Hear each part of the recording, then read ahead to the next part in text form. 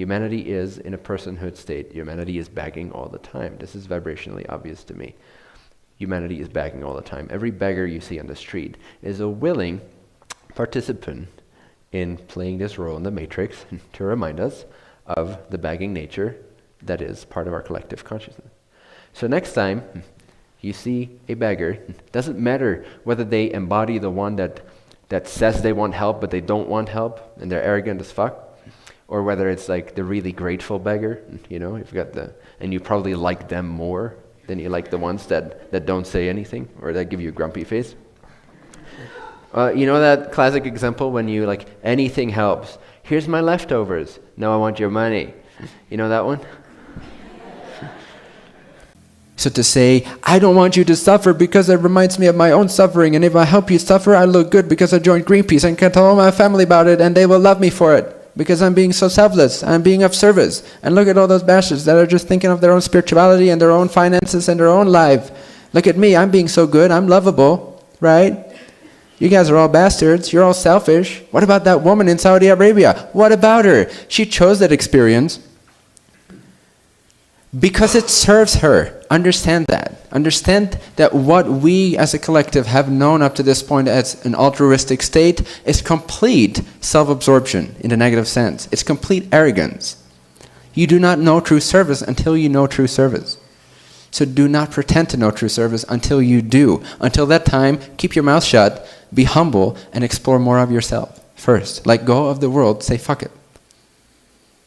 If you pass through that ring of fire, then we can talk about service and selflessness. Anyway. So, if we look at the tyrants in the past, I greatly respect their accomplishment because the experiences and the challenges that they had to face are more than those that are service to others oriented and are sort of hurt about all the suffering that the tyrants caused, are too afraid to admit or too afraid to give credit to. But I have no problem giving credit to those tyrants as they have walked their path of great challenge and as they have accomplished. They are great success stories in their own right. You can learn from Hitler and apply it in a positive way. You can learn from Gandhi and apply it in your own unique way. These people understood something, and that is that complete 100% blindfolded devotion to the vision that you have is all that it requires, especially in a world where nobody else does that. Someone that does that in a world where everyone else just sort of follows the shepherds, follows the examples and the icons, it's relatively easy for someone to gain a position of influence over millions of people fairly rapidly. Both the light bringers and those of service to self-oriented. That's just because of the nature of sheep-like consciousness. And again, I mean this with no judgment, just as an observation, as a scientific statement. Humanity is, although conditioned, so malleable, so influenceable. And that is exactly the problem, but also the solution. That's what we as light bringers, that's what we as service to other-oriented beings. And then I go sit behind my television, watch the news, and wonder why the world has gone to shit in one reality. And then I blame everyone else for not doing anything. And then I blame spiritual teachers for telling people that they're abundant, that they can be rich, that they can fulfill their joys, because there is so much badness going on there. Not that I do anything about it, but hey, what the hell, it's pretty good over here. So the more you become a lion or a lioness and absorb and digest all the sheep around you and spit them out. Consumption is love. They're kind of scared to change the stage. What will happen to the people on the play? They will disappear. Duh. You can't have a play going on while the stage is under construction. So what? So what? It's just people. They're just people. They're just people. There's plenty of them if you haven't noticed. Completely interchangeable. That coming from within yourself. So then you're your number one source of love and affection and acknowledgement comes from you, and you don't need people anymore. And dude, there's no better feeling in the world than to not need people.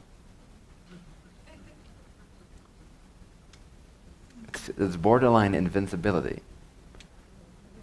That's what it feels like. And you literally feel so powerful that you don't care if someone puts a gun to your head.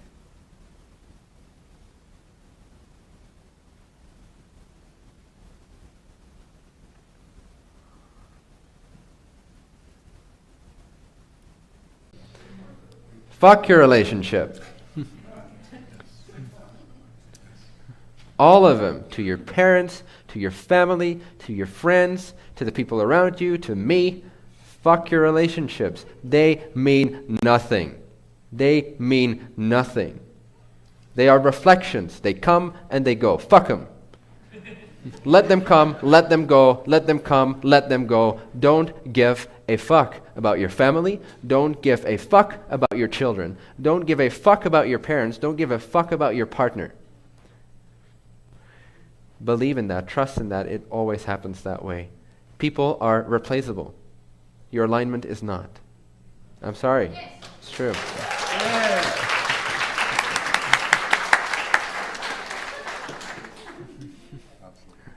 Do you feel good? Do you feel cut free? That's the best way to ground yourself in clarity. So then all other forms of grounding yourself just seem kind of like worth giggling at a little bit. Like they're cute and they function relatively in certain circumstances, but they're never the we're so fucking stable. We're so amazingly clear, transparent, awake, and not in need of anything. That's the ground of being you want to go to ultimately. It'll help you guys clear up whatever perhaps I do not address. Sometimes he's able to do things from or clarify things for people from a more, I don't know what the word is, and no offense, Ryan, but like human standpoint or human levels. I'm answering the same questions, similar answers, slightly different versions of the same answer. If you don't pay attention to the boredom that you keep creating for yourself, and how bored I am with your creation, if you don't pay attention to that and you don't notice that, then you're not going to make a change. You simply think, oh, I'm going to go to retreat. And maybe you're even assuming, like, yeah, and I'll ask the same questions that have already been asked before. It's going to be great. You might not even notice that you're having that assumption. Yes, and we're going to talk about how to manifest my reality. Okay, great. I'm going to ask him this question. It's never been asked before. Such a unique question. I really need to ask it. If you don't pay attention to the fact that this is what you are agreeing upon as a group and as an individual, then you will not refresh yourself.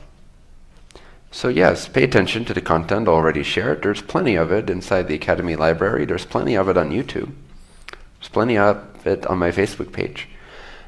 And adopt it and apply it and set your standards a little higher. Feel a little bit more miserable about yourself when you're being fucking retarded.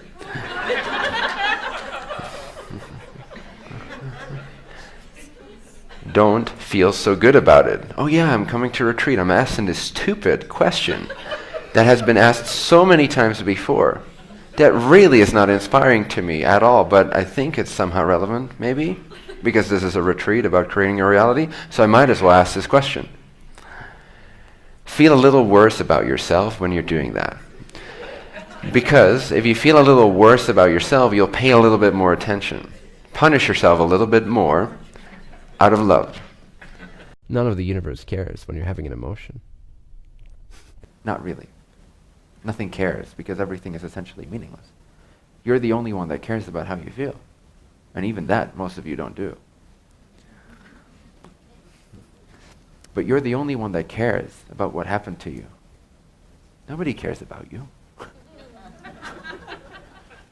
And that's great. They shouldn't. That's how it's designed to be. Nobody should care about you.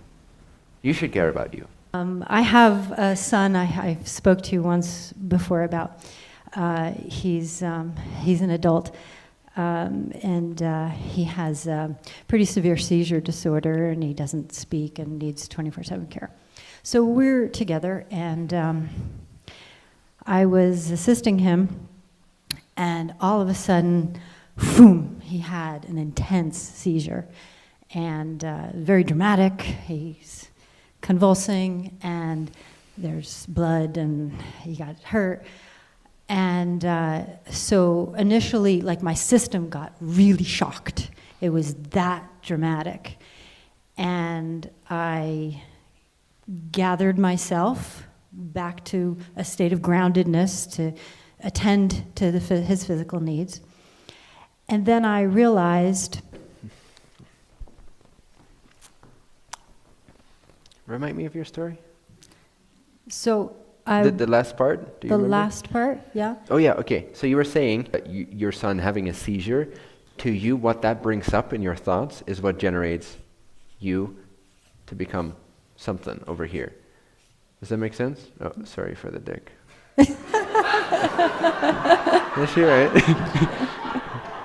No, that's my stability, 3 legs. Yeah. Grounding. Ground that bitch, okay.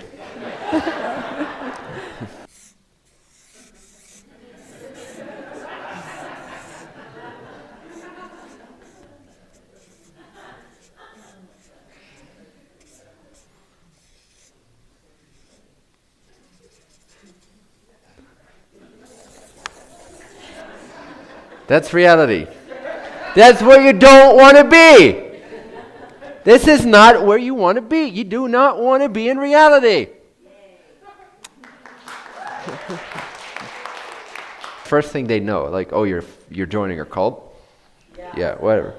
Well, yeah, but it's the cult I want to be part of. I don't want to be part of this cult. This cult sucks. I want to be this cult. This cult's awesome. So, in this case, his choices, you say it's a he, right? Keep quiet. I appreciate the participation, but keep it quiet for now. Just keep it to yourself, basically. But just feel it, like know it. Bentinho, I'm going to sit down, but I want to say thank you. Oh, sorry, go ahead. Yes, you can sit down.